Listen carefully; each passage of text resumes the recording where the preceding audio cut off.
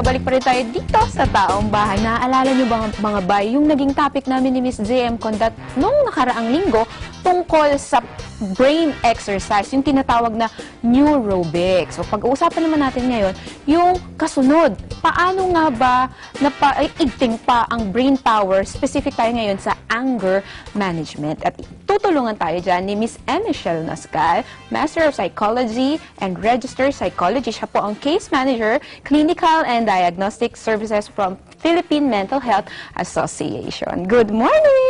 Good morning! Yes. Good morning mga kataong bahay. Since ang pag-uusapan natin ay tungkol sa anger management, medyo kalma tayo ngayong umaga.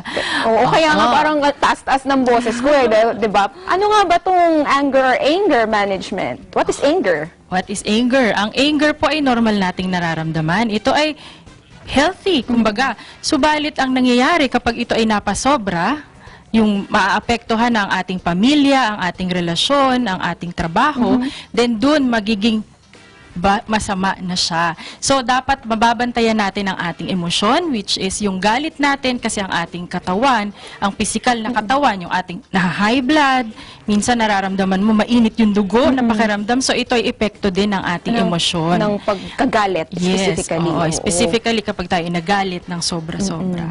Ayan, paano mo malalaman na sobra na sa normal yung galit na nararamdaman mo? Okay, kung sobra na ito, ang ating trabaho, apektado na. Parating galit ka na araw-araw. Ito yung sa social. Yes, sa social. Sa social family, effect. ganun din. Kahit wala namang ginagawang kasalanan ng anak mo, Nag-snap ka. yes, nag-snap ka, galit ka na kagad, hindi ka na rin nakikinig at the same time. So, pag apektado ng araw-araw na buhay, then that's bad Oo, na. isang simptoma siya. Eh, Yes. how about naman sa emotional or sa physical na lang? Sa physical, hindi din maganda ang tayo ay masobrang magalit dahil ang ating puso, dapat ito ay iniingatan. Ang ating blood pressure, hypertension, so nakakaapekto din po ito. So dapat tayo ay laging nakaantabay sa ating nararamdaman Ito at ba yung emosyon. mga tao, Miss Ems, na halimbawa nag-uusap lang, tapos biglang may nasabi ka lang na something, biglang nag-snap o biglang nagagalit? Yes, Posible yun? posible yun dahil may mga panahon na hindi nila ito nakokontrol. Oo, yan. Kaya napag-uusapan natin yung tungkol sa pagkagalit or anger, meron tayo namang tinatawag ngayon na anger management. Ano naman ito? Ang anger management, ating ima-manage. Ibig sabihin, kaya anger management, we manage yung anger or galit na nararamdaman. We control them. And at the same time, iiwasan natin yung physical na epekto nito dahil nakakasama yun. Di ba meron tayong mental and psychological health na dapat ating aantabayan. Okay. So, paano yan minamanage? Parang ako, halimbawa, mapapansin ko ba na masyado na palang excessive yung galit ko. Paano ko siya bilang sa sarili ko, paano ko siya mamamanage? Paano ko siya makokontrol? Ano yung mga indicators ko na, ay, sobra na yung galit ko. Kailangan yata na mag-mellow ako. Okay. So pag napansin mo naman po na parang wala na sa lugar ang iyong galit, kailangan mo nang mag-isip muna. You have to think first, reflect kung ano yung nararamdaman ko. Bakit ba ako nagagalit? So, kasama po dito yung pag-manage natin ng ating pag-iisip. Pwede nating, at the same time, relaxation techniques. It's very helpful. Yoga, meditation, pwede po yun. And then, yung ating communication sa mga tao, kailangan din maayos. And at the same time, yung problema natin. Minsan kasi po, ang problema natin, pinapabayaan lang natin. So, ang nangyayari, naiipon siya ng naiipon. And pag lumabas yun, galit ka So, na. napaka-importante Oo. pala na nakakapag-displace ka, or hindi naman displacement, kumbaga nakakapag-vent out ka.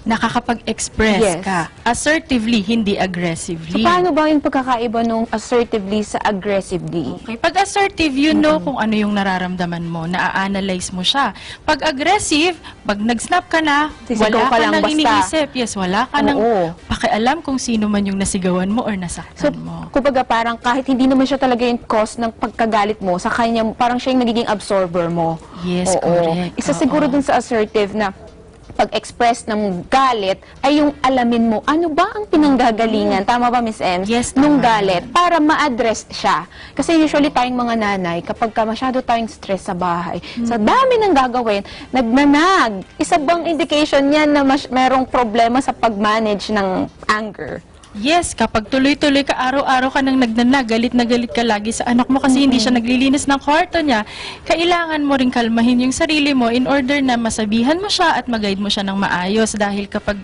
nakikita niya na parating galit ang mother, there's a possibility na parating na rin galit ang Oo, anak. so nagre-resonate siya Yes. sa mga anak niya. Mga bay, sana nakakasunod kayo sa talakayan namin dito ni Miss M kasi talagang nag-a-apply siya sa ating lahat. Ano pa yung pwede mong maidagdag na tips para, syempre sa mga manonood natin, karamihan dyan, mga nanay, para maiwasan or kumbaga hindi masyadong maging magalit aggressively?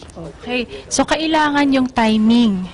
Pag ikaw ay nagalit sa anak mo, isipin mo timing. Tama ba yung lugar na pagagalitan mo siya?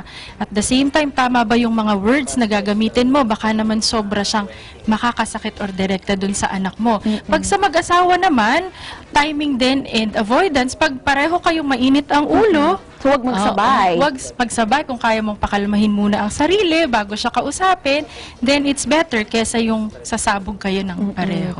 Tips naman para doon sa mga napagtubuntunan ng galit. Di ba? Kasi napapagbunton. minsan blind sa sarili, bawa ako galit ako, blind ako sa sarili ko na galit na pala ako. So bilang yung taong nakakakita ng anger, paano niya i-manage yung anger ng kapwa niya na galit na galit? Okay. So, dapat aalamin niya rin, reasonable ba ang pagkagalit niya sa akin? At kung sasabayan ko ba siya, mas magiging healthy at maayos ba ang komunikasyon namin? Kung sa tingin mo ay hindi, then it's better na, okay, give her time, give her space, then balikan mo kayo, mag-usap kayo ulit kapag sa tingin mo ay okay na ang sitwasyon. Okay. To simply put, mga kataong bahay, kung sino daw ang unang nagalit, siya ang may karapatang magalit. Sana ay marami kayong napulot sa pinag-usapan namin ni Miss Ems. At meron pa kayong mga baka gustong batiin? Okay.